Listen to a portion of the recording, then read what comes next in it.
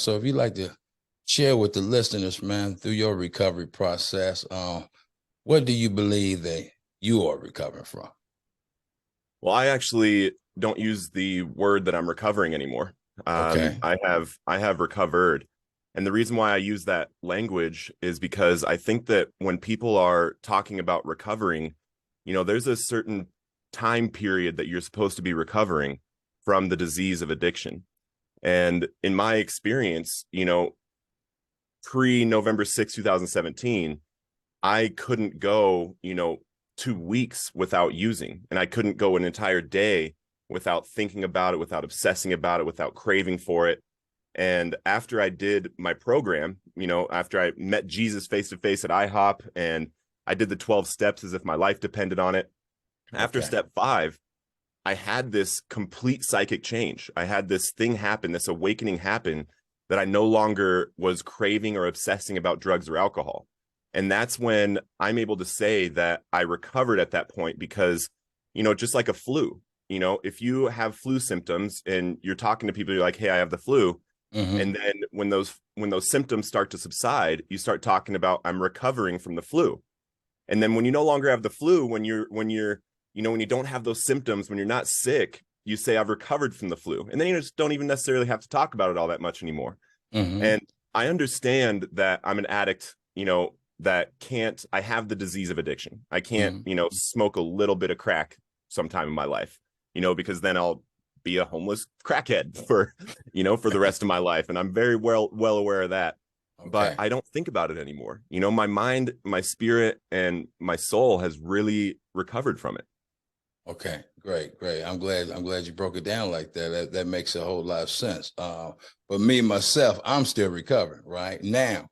To tap into what you would just say, am I still recovering from drugs? No, but I'm Mm, recovering from some other things, right? I'm yeah. recovering from self-centeredness. I'm recovering from low self-esteem. I'm recovering from insecurity. So I'm still recovering. It's just that Yeah. I'm not recovering from drugs, right? So I'm glad Yeah. I'm glad you said. I just wanted to help some of the listeners out, man. I know who you are, man. I've been following you for a while and reached out to you a long time ago. People, man, that don't really know you, man, explain that. Bring people up to speed of who you are, man. Yeah. I grew up in like middle America. I was kind of the golden boy growing up. I got straight A's for a while. I was, state champion wrestler when I was in Little League, home run derby hitter at the Little League World Series.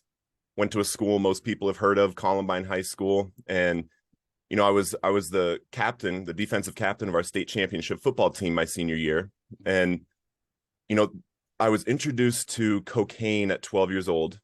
And during this whole time of me being, this successful student athlete, quote unquote, I was also, hiding this person that I was becoming in the background. And I didn't realize at the time where it was taking me. I didn't Okay. realize that this partying and this, getting high and drinking and stuff, where it would lead.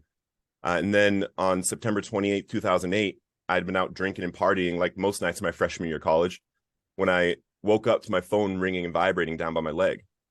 And I swam through the soft sheets to find my hard phone with the bright screen that read 4:47 a.m.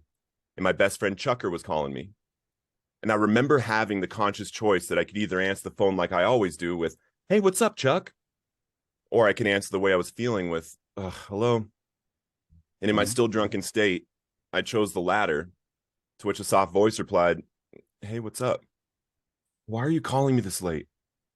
"I was just calling to say hi." "Don't call me this late again." And I hung up on him Okay. and he shot himself. Mm. And for nearly a decade after that, I was unable to share that phone call with anyone as I bottled it down deeper and deeper and deeper with drugs and alcohol. Drugs and alcohol were no longer a way to party and have fun. Drugs and alcohol had become my solution to life, my solution to the way that I felt, my solution to the way that I thought. And it was no longer just a way to party and have fun. And I remember the conscious shift after that event to where I was actually consciously getting high to mask that event, to be able to lie about that event. And that ended up becoming a catalyst for the way that I lived for a while. I was able to do a lot of successful things in my drug use, quote unquote successful. You know, Right. I was really good at sales. I did door-to-door sales with a needle in my arm and broke records in 3 states and 2 industries. But this whole time, I was just incredibly sick.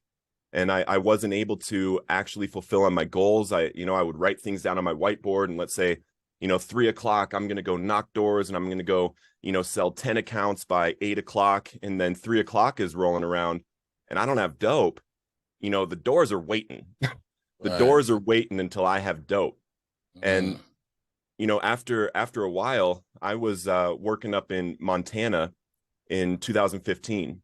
And I was at my girlfriend at the time's aunt's house where she was staying. And I was lying to her about my drug use at the time. And I left, went around the corner and I shot up. And I remember having, I was upset because I thought it was bunk. And Yeah. so I started driving. And then the next thing I know, I'm waking up on the asphalt in a pile of glass with blue and red lights all around me. And I had overdosed. And I actually have the body cam footage of that event that has been seen by over 5 million people now.